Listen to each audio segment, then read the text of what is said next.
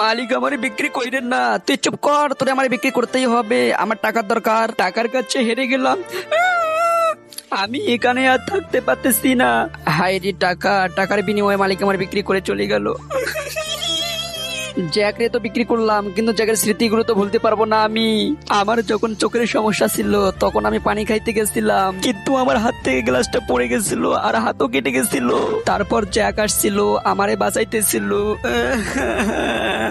বন্ধুরা, এরপর মালিকের সাথে চা হয় তুমি দেখলে বিশ্বাসই করতে পারবে না। তার আগে বন্ধুরা, তুমি যদি এই ছবিটাকে পৃথিবীর সব থেকে সুন্দর মনে করে থাকো তাহলে ভিডিওতে লাইক করে চ্যানেলটি সাবস্ক্রাইব করে দাও, আর কমেন্ট বক্সে আল্লাহর সুন্দর নামটি লিখে যাও। আমি মালিকের কাছে চলে যাব, থাকবো না আপনার মতো মালিকের কাছে। মালিক মালিক কোথায় আপনি? আইতেছি আমি আপনার কাছে। জ্যাক জ্যাক, এই রে কেন আপনি ধাক্কা দিলেন আমারে? আমার লাঠিটা কোথায়? আমার লাঠিটা তো পাইতেছি না। আজকে যদি জ্যাক থাকতো আমার অনেক ভালো হইতো। জ্যাক তুই চলে আসছিস, আয় আমার বুকে আয়, তোকে ছাড়া একটা মুহূর্ত থাকতে পারি